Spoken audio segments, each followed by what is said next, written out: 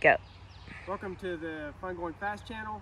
Today's video I'm going to talk about the reasons why a Yamaha YFZ 450R might not be a good fit for you. So these aren't things that I hate about it, but these are things you want to be aware of before you purchase it, because it's a very specific type of four-wheeler and it may not be a good fit for you. Also, if you like these videos, please don't forget to like, subscribe, and hit the notification bell. It helps out the channel. Thanks.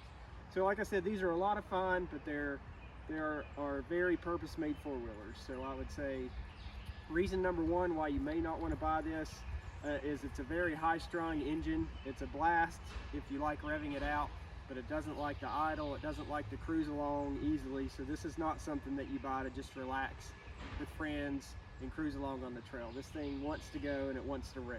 So be aware that this is not a cruising four-wheeler. This is a four-wheeler to be ridden aggressively. And as part of that, reason number two, so the suspension has a lot of travel. It has over 9 inches of travel, but it's very firm. And so the faster you ride, especially on rough or rocky terrain, you really take some hits, and it's up to your shoulders and arms to manage that. This four-wheeler is so light that it bounces you around pretty good, and it really hits the rocks, and because the handling is so dialed in and sensitive, you feel everything. So be aware of that. If you ride really rough terrain, you may not want to do something like this.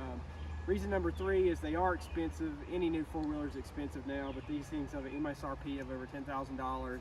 By the time you walk out of the dealership with dealer fees and taxes, you're looking at almost $12,000, and that's a lot of money for a four-wheeler that just one person can ride with side-by-sides and everything these days, but something to be aware of. Reason number four, and this is all four-wheelers, but they're still, for $10,000, it's still made of plastic, and you can still see the plastic move around.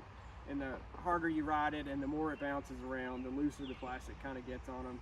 So Yamaha in general has good build quality. The engines are super reliable, but still this thing is wrapped in pieces of plastic that rattle and can break.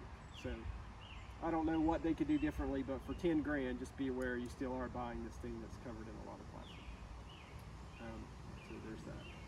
And so probably the last reason I would not recommend this for somebody is the ergonomics are really aggressive. So if you like to ride a really long time, this thing puts you in a super aggressive position, which works great if you're riding aggressively, you're racing on a motocross track. But again, if you're just doing longer trail rides, it can get fatiguing. And with this T-shaped seat that they brought out when they started making the fuel injection ones instead of the same size sort of banana style, it's sloped to keep you forward on the four-wheeler. So if you're doing a more relaxed riding position, you sort of have to use your arms and legs to push back all the time. Otherwise, you're almost sitting on the tank, which again, that's developed for aggressive riding, but if you're doing more relaxed trail riding, it's not a good fit.